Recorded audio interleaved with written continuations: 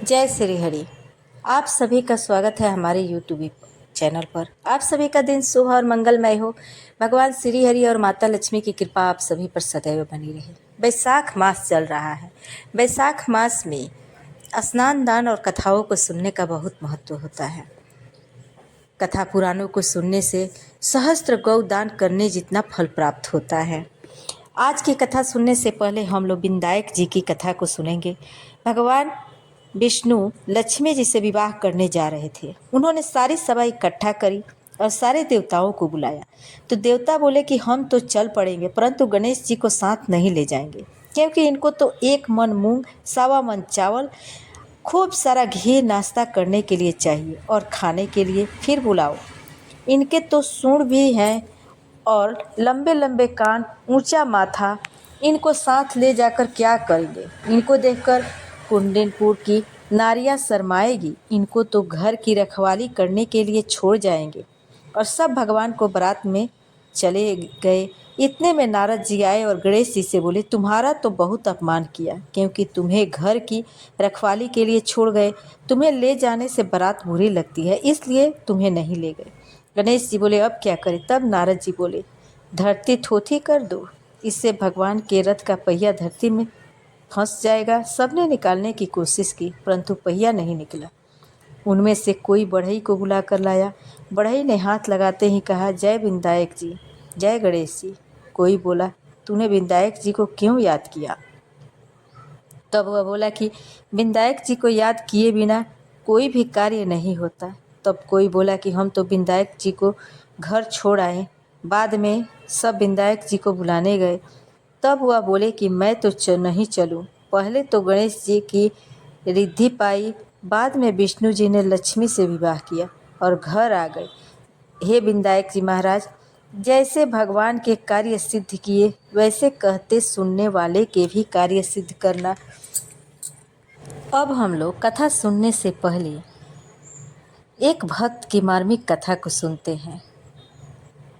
महाराज पृथु की यह मार्मिक कथा है, इसको सुनते हैं। उसके बाद आज की कथा की महात्म्य को सुनेंगे। भगवान से वरदान मांगते हुए पृथ्वी ने कहा, नाथ, जहाँ आपके चरण कमलों का मधु मकरंद नहीं है, ऐसा कोई पद, कोई भोग, कुछ भी मैं कहीं भी नहीं चाहता। पुरुषों के हृदय में आपके चरणों का वह अमृत रहता है। उन भगवत भक्तों के हृदय में उनके वाणी द्वारा आपके लीला गुण वर्णन रूप में वह निकलता है। उसे पान करने के लिए मेरे 1 सहस्त्र कान हो जाए। मैं 1000 कानों की शक्ति से आपके दिव्य गुण और चरित्र सुनता रहूं। यही आप मेरे वरदान दें। राज ऋषि अंग की पत्नी सुनीता का पुत्र वैन अपने मातामह काल के स्वभाव पर चला। वह अत्यंत उग्र और अधार्मिक था। लोगों को कष्ट देने, मारने में ही उसे आनंद आता था। राजा होने पर उसने सब प्रकार धर्म का विरोध करना प्रारंभ कर दिया। जब ऋषियों ने बहुत समझाने पर भी वह अपनी धर्म विरोधी, ईश्वर विरोधी नीति को छोड़ने के लिए तैयार नहीं हुआ, तब ऋषि हुंकार करने अपने तप के तेज से उसे मार डाला। अपने पुत्र का शरीर सुनीता ने कुछ दिन सुरक्षित रखा। राजा से रहित राज्य में चोर, डाकू, लुटेरे बढ़ गए। वे दीनहीन असहाय प्रजा को कष्ट देने लगे।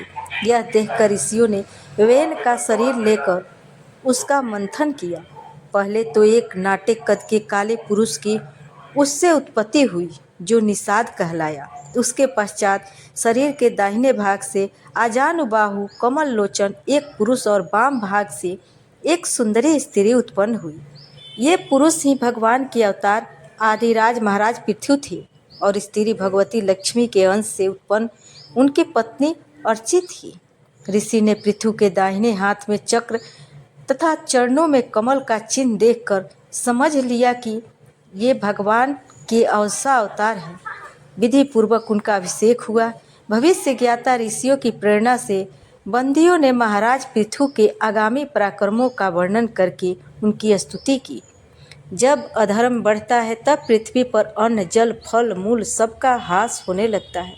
दुर्भिक्ष, महामारी आदि उपद्रव अधर्म से ही होते हैं। इससे प्रधान कारण होता है राजा वेन के पापाचार से पृथ्वी पर अत्र नष्ट हो गया था। अकाल पड़ने से प्रजा व्याकुल हो रही थी। भूखे प्यासे लोग राजा के पास पुकार करते आए। पृथ्वी ने विचार करके देखा तो जान पड़ा कि पृथ्वी ने ही बीजों को ग्रस लिया, बोए बीज उगे ही नहीं। अतः पृथ्वी को दंड देने के लिए अपने धनुष पर उन्होंने बाण चढ़ाया। पृथ्वी को क्रोध में देखते भूमि की अधिष्ठात्री देवी गौ का रूप धारण करके भाग, किंतु जहाँ जहाँ ये गर्मी पृथ्वी उनके पीछे पीछे दौड़ते ही गए। अंत में पृथ्वी ने उनकी स्तुति की। भूमि ने कहा, मैंने पापियों के द्वारा दुरुपयोग में आते देख बीजों को अपने में रोक लिया, किंतु अधिक समय होने से वे मुझे जीर्ण हो गए, पच गए। अब तो कोई उपाय करना चाहिए। पृथ्वी के बताने से पृथ्वी उसका दोहन करके उससे औषधि बीज अनादि का उत्पादन किया। पृथ्वी के ऊंचे नीचे भागों को भी उन्होंने सम्मान किया, जिससे कृषि हो गए। महाराज पृथु ने ही नगर एवं ग्राम बसाए। आदिराज महाराज पृथु परम भगवत थे। उन्होंने सांसारिक विषय भोगों की तनिक भी इच्छा नहीं थी। भगवान को प्रसन्न करने के लिए वे बड़े बड़े यज्ञ करते थे। जब वे 99 अश्वमेघ यज्ञ कर चुके और 100वां करने लगे, तब इंद्र ने उसमें बाधा दी। इंद्र सतक्रतु कहलाते हैं। दूसरा कोई 100 अश्वमेघ करके सतक्रतु हो जाए, यह उन्हें सहन नहीं होता। पाखंड से अनेक प्रकार के वेश बनाकर वे यज्ञ के घोड़ों को चुरा लेते। महर्षि अत्रि के आदेश से पृथुपुत्र विजितास बार बार उनसे घोड़ा छीन लाते थे। जब कई बार इंद्र ने यह उत्पात किया, तब स्वयं पृथ्वी उन्हें दंड देने को उद्यत। ऋषियों ने कहा, महाराज, यज्ञ में दीक्षित व्यक्ति किसी को दंड न दे, ऐसी मर्यादा है। हम आपके द्वेषी इंद्र को अग्नि में आहुति डालकर भस्म कर देंगे। जब ऋषिगण आहुति डालने लगे, तब ब्रह्मा जी प्रकट होकर उन्हें रोका। उन्होंने पृथु से कहा, राजन, आपको 100 यज्ञ करके इंद्र तो होना नहीं है। आप तो भगवान के भक्त हैं। आपको तो मोक्ष प्राप्त करना है, अतः इस यज्ञ को अब बंद कर दें। देवराज इंद्र पर आपको क्रोध नहीं करना चाहिए। ब्रह्मा जी की आज्ञा मानकर पृथु ने यज्ञ की वही पूर्णाहुति कर दी। उनकी इस नम्रता, सहनशीलता और निष्काम भाव से प्रसन्न होकर भगवान प्रकट हो गए।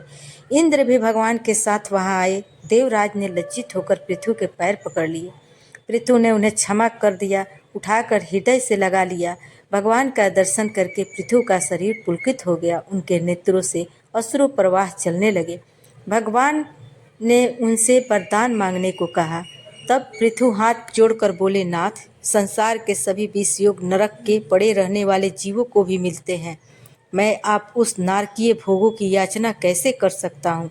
आपके चरण कमलों को छोड़कर मुझे कुछ नहीं चाहिए। प्रभु, मेरे कान आपकी कथा ही सुनते रहें। आपके जन की मुख से निकले कथा अमृत को वे सहस्त्र कानों के समान शक्तिशाली होकर सुने।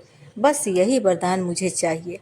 राजन, तुम्हारी बुद्धि मुझमें लगी रहे। इस प्रकार वरदान देकर पृथु से पूजित होकर भगवान अपने धाम को चले गए। गंगा जमुना के मध्य प्रयागराज में पृथु अपनी राजधानी बना ली थी। संसार में वे सदा अनासक्त रहते हुए वे प्रजा का पालन करते थे। संपत्ति भगवान के पूजन के लिए ही है, यह पृथु का दृढ़ निश्चय था। वे अनेक प्रकार के सत्र पूजन महोत्सव करते रहते थे। एक बार एक बड़े यज्ञ में सब देवता, ब्रह्म ऋषि, राज ऋषि एवं प्रजानन उपस्थित थे। उसमें पृथु ने सबके सम्मुख प्रजा को उपदेश देते हुए कहा, संभयो, जो राजा प्रजा से कर लेता है, प्रजा को दंड देता है, किंतु प्रजा को धर्म की शिक्षा देकर धर्म पथ में नहीं लगाता, वह प्रजा के समस्त पाप का भागी होता है और अपने ऐश्वर्य को खो देता है। अतः आप सब लोग अपने समस्त लौकिक और पारलौकिक कर्म भगवान को सेवा के लिए हो, भगवत सेवा बुद्धि से करें। यही आपका मुझ पर बहुत अनुग्रह होगा। भगवान को महिमा बताकर पृथ्वी ने भागवत जन के द्वारा क्लेशों की निर्वृत्ति, मोक्ष की प्राप्ति बतलाई, ब्राह्मणों के समान करने का आदेश दिया, धर्म की शिक्षा दी। महाराज का उपदेश सुनकर सब लोग उनको प्रशंसा करने लगे, पूजन किया और फिर उनसे पूछा, इस संसार में प्राणी का कल्याण कैसे हो। सनकादि कुमारों ने राजा को भगवान मधुसूदन की पराभक्ति का उपदेश किया। भागवत भक्त का स्वरूप, भक्ति के श्रवण कीर्तन आदि अंग, भगवान की महिमा आदि बताई। महाराज ने उस उपदेश से अपने को कृत्य कृत्य माना। चारों कुमार अधिकारी राजा को उपदेश करके ब्रह्मलोक गए। बहुत दिनों तक पृथु प्रजा पालन किया। अंत में पुत्र को राज्य देकर वे पत्नी के साथ तपोभवन वन में चले गए। वहाँ वानप्रस्थ आश्रम के कठोर नियमों का पालन करते हुए सनकादि कुमारों ने जिस भक्ति योग का उपदेश दिया था, उनके द्वारा भगवान में चित्त को लगाकर स्थिर हो गए। इस प्रकार भगवान में चित्त लगाकर एक दिन आसन पर बैठे और योग धारण के द्वारा देह त्याग कर दिया। उनकी सुकुमारी पत्नी अर्ची सदा अपने पति की सेवा करती थी। वे सम्राज्ञी वन में समीधा फूल फल कुश जल लाकर पति के पूजन भजन में निरंतर योग देती रहती थी। जब उन्होंने पति पूजन के समय देखा कि पति देव के देह में उष्णता नहीं है, तब उन्हें पता लगा कि उनके पति परम धाम चले गए। उन्हें शोक हुआ। अब तक इस कठिन तप में भी पति सेवा में लगकर अपने कष्ट का कभी स्मरण तक उन्हें नहीं हुआ था। उन्होंने पति देह को स्नान कराया, लकड़ियाँ चुनकर चिता बनाई और उसमें अग्नि लगाकर वे पृथ्वी के शरीर के साथ चिता में बैठ गई। जैसे पृथु आदि राजा थे, वैसे उनकी पति के साथ सहानुगमन करने वाली पहली सती थी। देवांगनाओं की पुष्प वर्षा और स्तुति होती रही। वे सती अपने पति के लोक परम धाम को प्राप्त हो गई। आइए अब हम लोग वैशाख महात्म्य कथा को सुनते हैं। आज की कथा में हम लोग जानेंगे शंख व्याघ्र संवाद, व्याघ्र के पूर्व जन्म का वृत्तांत। श्रुतदेव जी कहते हैं, राजन, पंपा के तट पर कोई शंख नाम के प्रसिद्ध परम तपस्वी ब्राह्मण रहते थे, जो बृहस्पति के सिंह राशि में स्थित होने पर कल्याणमयी गोदावरी नदी में स्नान करने के लिए गए। मार्ग में परम पवित्र भीमरथी को पार करने के बाद दुर्गम जल शून्य एवं भयंकर निर्जन वन में धूप से विहल हो गए थे। वैशाख का महीना था और दोपहर का समय था। वे किसी वृक्ष के नीचे जाकर बैठ गए। उसी समय कोई दुराचारी व्याघ्र हाथ में धनुष धारण किए हुए वहाँ आया। ब्राह्मण के दर्शन से उसकी बुद्धि पवित्र हो गई और वह इस प्रकार बोला, मुनि, मैं अत्यंत दुर्बुद्धि एवं पापी हूँ। मेरे ऊपर आपने बहुत बड़ी कृपा की है, क्योंकि साधु महात्मा स्वभाव से ही दयालु होते हैं। कहाँ मैं नीच कुल में उत्पन्न हुआ व्याघ्र और कहाँ मेरी ऐसी पवित्र बुद्धि। मैं इसे केवल आपका ही उत्तम अनुग्रह मानता हूँ। साधु बाबा, मैं आपका शिष्य हूँ, कृपा पात्र हूँ। साधु पुरुषों का समागम होने पर मनुष्य फिर कभी दुख को नहीं प्राप्त होता। अतः आप मुझे अपने पाप नाशक वचनों द्वारा ऐसा उपदेश कीजिए जिससे संसार बंधन से छूटने की इच्छा रखने वाले मनुष्य अनायास ही भव सागर से पार हो जाए। साधु पुरुषों का चित्त सबके प्रति समान होता है। वे सब प्राणियों के प्रति दयालु होते हैं। उनकी दृष्टि से कोई नीच है न कोई ऊंच, न अपना है न पराया। मनुष्य संतप्त होकर जब जब गुरुजनों से यह उपाय पूछता है, तब तब वे संसार बंधन से छुड़ाने वाले ज्ञान का उपदेश करते हैं। जैसे गंगा जी मनुष्य के पाप का नाश करने वाली है, उसी प्रकार मूढ़ जनों का उद्धार करना साधु पुरुषों का स्वभाव ही है। माना गया है कि व्याघ्र के ये वचन सुनकर शंख ने कहा, व्याघ्र, यदि तुम कल्याण चाहते हो तो वैशाख मास में भगवान विष्णु को प्रसन्न और संसार समुद्र से पार करने वाले जो दिव्य धर्म बताए गए हैं, उनका पालन करो।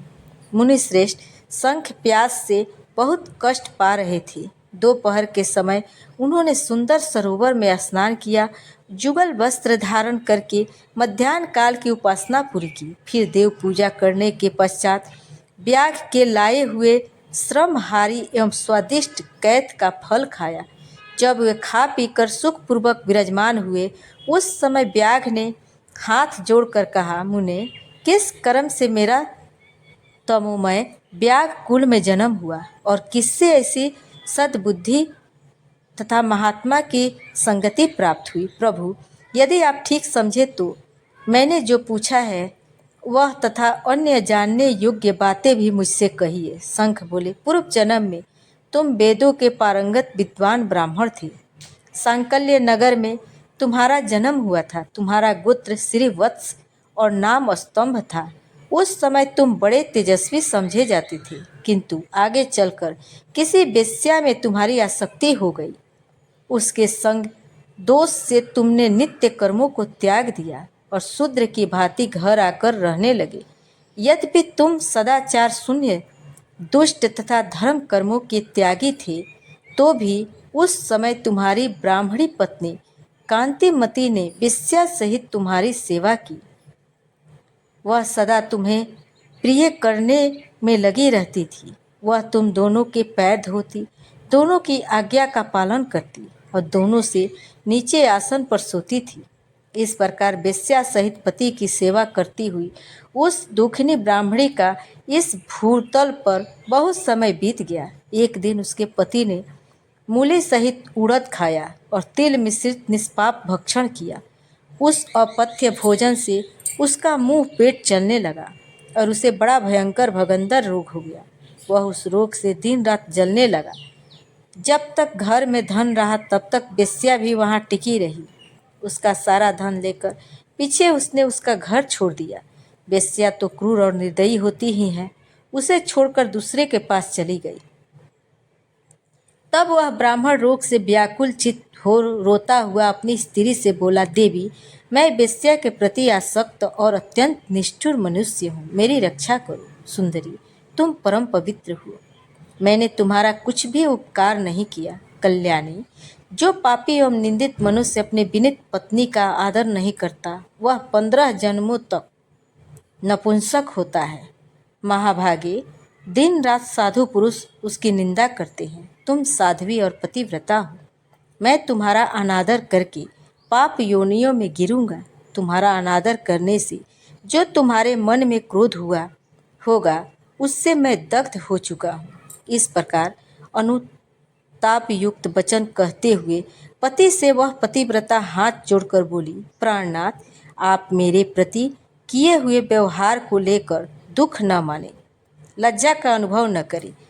मेरा आपके ऊपर तनिक भी क्रोध नहीं है, जिससे आप अपने को दग्ध हुआ बतलाते हैं। पूर्व जन्म में किए हुए पाप ही इस जन्म में दुख रूप होकर आते हैं। जो उन दुखों को धैर्यपूर्वक सहन करती है, वह स्त्री साध्वी मानी जाती है और वही पुरुष श्रेष्ठ समझा जाता है। वह उत्तम वर्ण वाली स्त्री और अपने पिता और भाइयों से धन मांगकर लाई और उसी से पति पालन करने लगी। उसने अपने स्वामी का साक्षात क्षीर सागर निवासी विष्णु ही माना। वह दिन रात पति के मल मूत्र साफ करती और उसके शरीर में पड़े हुए कष्टदायक कीड़ों को धीरे धीरे नख से खींच कर निकालती थी। ब्राह्मणी न रात में सोती थी न दिन में। अपने स्वामी के दुख से संतप्त होकर वह दुखी सदा इस प्रकार प्रार्थना किया करती थी, प्रसिद्ध देवता और पितृ मेरे स्वामी की रक्षा करें, इन्हें रोगहीन एवं निष्पाप कर दें। मैं पति के आरोग्य के लिए चंडिका देवी को भैंस का दही और उत्तम अन्न चढ़ाऊंगी। महात्मा गणेश जी की प्रसन्नता के लिए मोदक बनवाऊंगी। 10 शनिवार को उपवास करूंगी और मीठा और भी नहीं खाऊंगी। मेरे पति रोगहीन होकर 100 वर्ष जिए। इस प्रकार वह देवी प्रतिदिन देवताओं से प्रार्थना करती थी। उन्हीं दिनों कोई देवल नामक महात्मा यहाँ आए। वैशाख मास में धूप से पीड़ित हो सायंकाल के समय उस ब्राह्मण के घर में उन्होंने पदार्पण किया। ब्राह्मणी ने महात्मा के चरण धोकर उस जल को मस्तक पर चढ़ाया और धूप से कष्ट पाए हुए महात्मा को पीने के लिए शरबत दिया। प्रातःकाल सूर्योदय होने पर मुनि जैसे आए थे वैसे चले गए। तदंतर थोड़े ही समय उस ब्राह्मण को सन्निपात हो गया। ब्राह्मणी सौंठ, मिर्च और पीपल लेकर जब उसके मुंह में डालने लगी, तब उसने पत्नी की अंगुली काट ली। उसके दोनों दांत सहसा सट गए और ब्राह्मणी की अंगुली का वह कोमल खंड उसके मुंह में ही रह गया। अंगुली कटकर उस वेश्या का ही चिंतन करता हुआ वह ब्राह्मण मर गया। तब उसकी पत्नी कांतिमती ने कंगन बेचकर बहुत सा ईंधन खरीदा और चिता बनाकर वह साध्वी पति के साथ उसमें जा बैठी। उसने पति के रोगी शरीर का गाढ़ आलिंगन करके उसके साथ अपने आप को भी चिता में घुल जला दिया। शरीर त्याग कर वह सहसा भगवान विष्णु के धाम में चली गई। उसने बैसाख मास में जो देवल मुनि को शरबत पिलाया और उनके चरणोदक को शीश पर चढ़ाया था, इससे उसको योगी गम्य परम पद की प्राप्ति हुई। तुमने अंतकाल में वेश्या का चिंतन करते हुए शरीर त्याग किया था, इसलिए इस घोर व्याग के शरीर में आए हो और हिंसा में आसक्त हो, सबको उद्वेग में डाला करते हो। तुमने बैसाख मास में मुनि को शरबत देने के लिए ब्राह्मणी को अनुमति दी थी। उसी पुण्य से आज व्याग होने पर भी तुम्हें सब सुखों के एकमात्र साधन धर्म विषयक प्रश्न पूछने के लिए उत्तम बुद्धि प्राप्त हुई।